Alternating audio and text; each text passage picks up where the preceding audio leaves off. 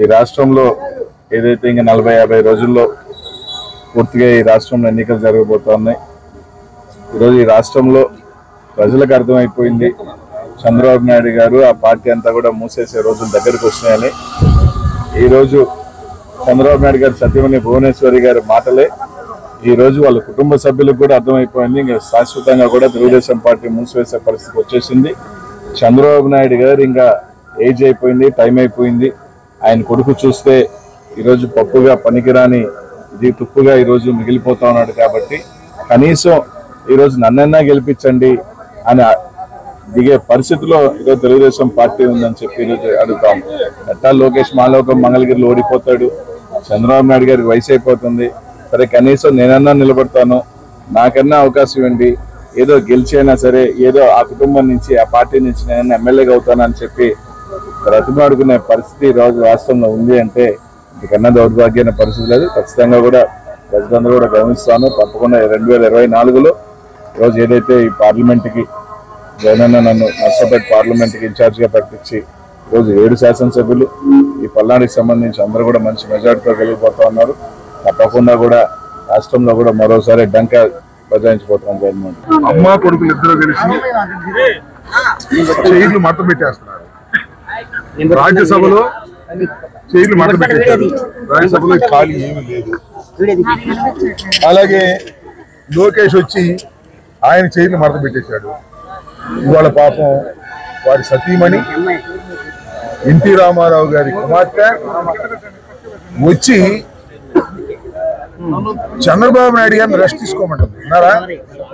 ఆమె కుప్పంలో పోటీ చేయటమే కాదు, చంద్రబాబు నాయుడు గారికి రెస్ట్ ఇవ్వండి అని చెప్పి కుప్పంలో చంద్రబాబు నాయుడు గారి కుర్చీ కూడా మూసేశారు. ఇది చాలా స్పష్టమవుతున్నది. నేను ఒకటి మనవి చేస్తా. నిన్నే ఎక్కడో జగన్మోహన్ రెడ్డి గారు చంద్రబాబు నాయుడు గారిని వృద్ధుడు ముసలోడు అన్నా అంట. దానికి ఎంత కోపం వచ్చింది లోకేష్ బాబుకి? కోపం వచ్చి నేను చాలా ఇష్టం వచ్చినట్టుగా మాట్లాడాడు. పాపం భువనేశ్వర్ గారు కూడా ఇవాళ ఏమన్నారు, ఆయన పెద్దవాడు అయిపోయాడు, ఇక రెస్ట్ తీసుకుంటాడు, నేను పోటీ చేస్తాను అన్నారు. అది వాళ్ళ పార్టీ వ్యవహారం, వాళ్ళ కుటుంబ వ్యవహారం. మొత్తం ఇద్దరికి రెస్ట్ ఇచ్చి, ఎవరికి బాబు కొడుకులకి ఇద్దరికి రెస్ట్ ఇచ్చి నందమూరి తారక రామారావు గారు కుమార్తె కుప్పంలో పోటీ చేయమని ఎవరు పోటీ చేసినా శ్రీమద్ రమారమణ గోవిందే. కుప్పంలో ఓడిపోవటం ఖాయం.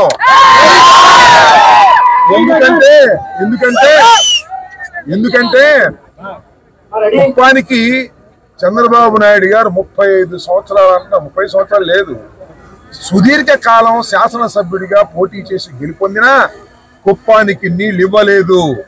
జగన్మోహన్ రెడ్డి గారి ప్రభుత్వంలో త్వరలో నీళ్ళు ఇవ్వబోతున్నాం కుప్పానికి.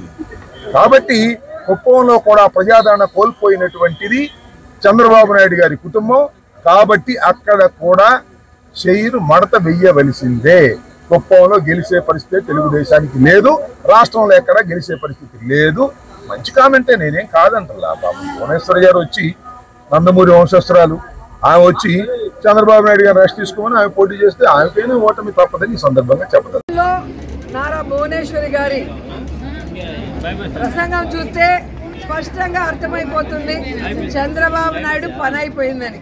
సో మేము ఏదైతే ఎన్ని రోజులు చెప్పుకుంటూ వచ్చామో ఈరోజు తన మనసులో మాట, చంద్రబాబు నాయుడుకి రెస్ట్ తీసుకునే వయసు వచ్చింది, ఇక ఆయన రెస్ట్ తీసుకుంటాడు, కుప్పంలో కంటెస్ట్ చేయాలని నాకు కోరికగా ఉంది అని చెప్పి భువనేశ్వరి గారు తన కోరిక బయట పెట్టడం చూస్తుంటే పాపం చంద్రబాబు నాయుడుకి పని అయిపోయిందన్న సంగతి అర్థమై ఉంటుందని అనుకుంటున్నాను. ఎందుకంటే ఈరోజు కుప్పం ప్రజలకి తాను 3 సార్లు ముఖ్యమంత్రి అయినా మంచినీళ్ళు కూడా ఇవ్వలేని పరిస్థితి. 26వ తేదీ జగన్మోహన్ రెడ్డి గారు వస్తున్నారు. కుప్పం చిరకాల కోరిక అయిన మరి హంద్రీ నివా ద్వారా ఏ విధంగా నీళ్లు ఇవ్వబోతున్నారో కళ్ళారా చూడబోతున్నారు. అంతేకాకుండా అక్కడ ప్రజలు కోరుకున్న విధంగా మున్సిపాలిటీని చేశాం, రెవెన్యూ డివిజన్ని చేశాం. ఈరోజు మీరు చూస్తే ప్రతి కుటుంబానికి సంక్షేమాన్ని అందిస్తూ ఈరోజు ప్రతి ప్రాంతాన్ని కూడా కుప్పంలో అభివృద్ధిని చేస్తుంటే ఇక చంద్రబాబు నాయుడు పని అయిపోయింది, ఇక్కడ ఆయన కూడా గెలిచే పరిస్థితి లేదు అనేది వాళ్ళకి అర్థమైంది. కాబట్టే తెలివిగా మా ఆయన రెస్ట్ తీసుకోవాలి, నేను కంటెస్ట్ చేస్తానని భువనేశ్వరి గారు చెప్పడం చూస్తుంటే అందరూ కూడా నవ్వుకుంటున్నారు. పోనీ ఇప్పటికైనా ఆమెకు అర్థమైందని. సో కుప్పం ప్రజలకే ఏమీ చేయని చంద్రబాబు నాయుడు ఈ రాష్ట్ర ప్రజలకు ఏమీ చేయడన్న సంగతి రాష్ట్ర ప్రజలకు తెలుసు కాబట్టే కుప్పంతో సహా 2024 175కి 175 జగనన్న కొట్టబోతున్నాడు. ఈ రాష్ట్ర ప్రజలకి మరింత సంక్షేమాన్ని మరింత అభివృద్ధిని అందించబోతున్నారు.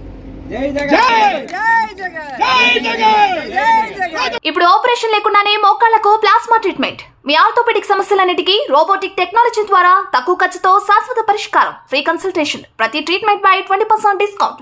ఈ ఆఫర్ కొద్ది రోజులు మాత్రమే. త్వరపడండి. V9 hospitals 9281465842.